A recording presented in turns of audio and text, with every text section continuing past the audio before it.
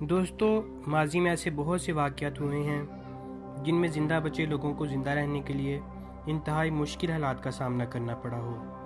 ایسا ہی ایک حادثہ 1972 میں اینڈیز کے برفیلے پہاڑوں میں ہوا تھا، جس میں زندہ بچے لوگوں کو ان برفیلے پہاڑوں پر بغیر کھانے کے 72 دنوں تک رہنا پڑا تھا۔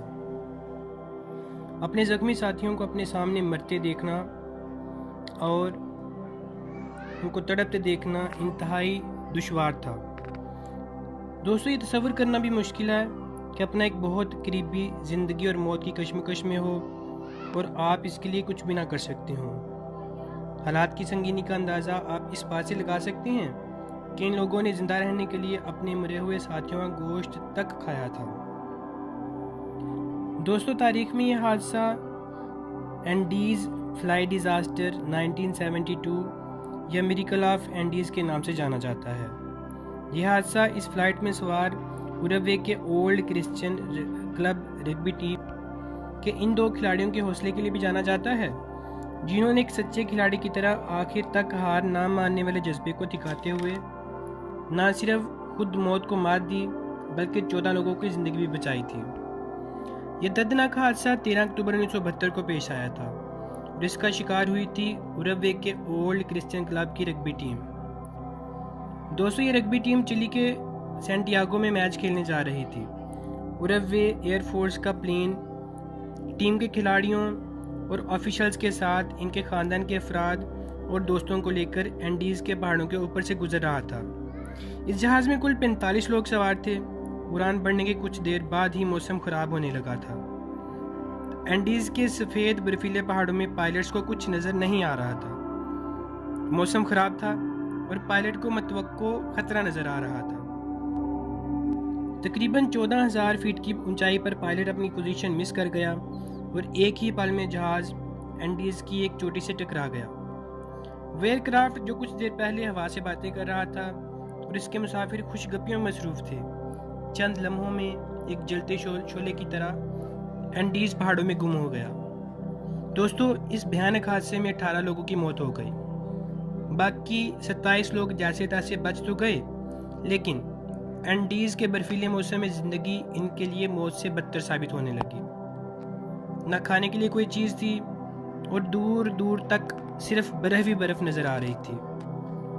دوستو، حادثے کی اطلاع ملتے ہی اروگوے کی گورنمنٹ نے ذمہ داری کا مظاہرہ کیا اور ریسکیو آپریشن شروع کر دیا، لیکن پلین کا رنگ سفید ہونے کی وجہ سے برف سے ڈھکے سفید اینڈیز پر اسے تلاش کرنا گھاس کے ڈھیر میں سوئی تلاش کرنے کے مترادف تھا۔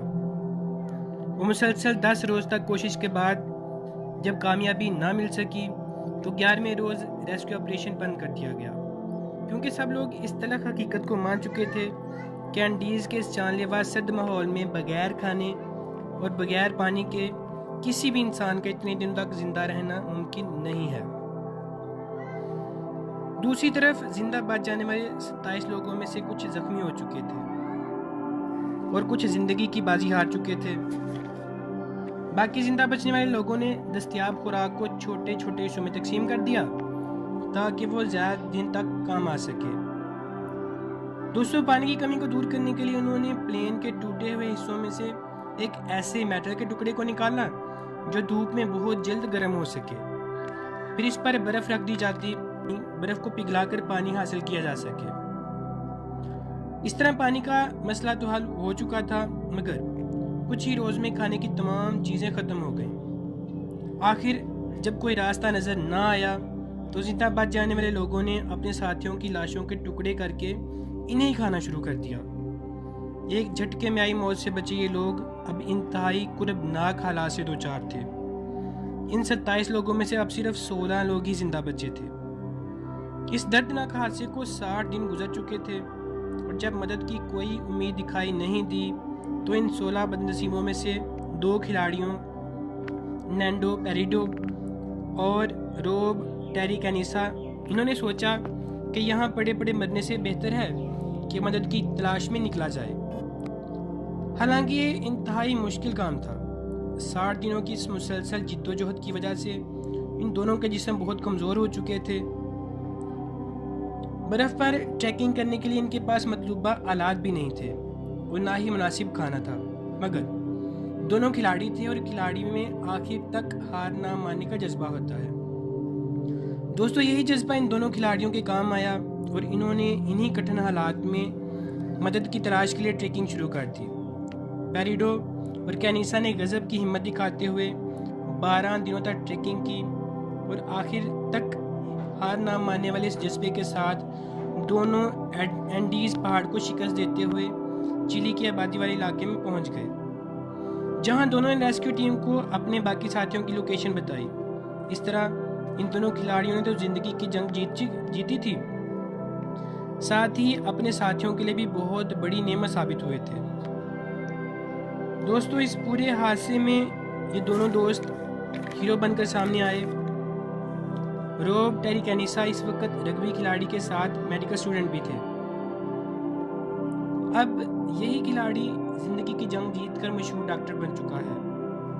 वही इस हादसे में अपनी मां और बहन को खोकर 16 लोगों की जिंदगी बचाने वाले पेरोडा रग्बी टीम के मशहूर टेलीविजन हस्ती हैं। हादसे के 72 दिनों बाद 16 लोगों का जिंदा बचना भी किसी मौजे से कम नहीं था।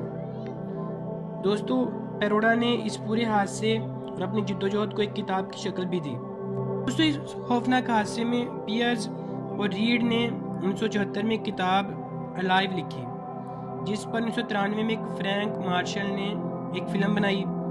तकरीबन 10 साल पहले डॉक्टर कैनिसा ने इस हादसे में बचने वाले 2 साथियों के साथ एंडीज पहाड़ की चोटी पर पहुंचकर मौत को मात देने के अपने इस कारनामे का जश्न भी मनाया था। दोस्तों हादसे में बचने वाले लोग सालों बाद जब एक दूसरे के साथ इकट्ठे हुए तो इस तरह पोज दिया। दोस्तों मज़ीद इस तरह की इन्फॉर्मेटिव वीडियोस के लिए हमारे पेज को सब्सक्राइब करें, लाइक और शेयर करें ताकि वीडियोस आप तक पहुंचती रहें।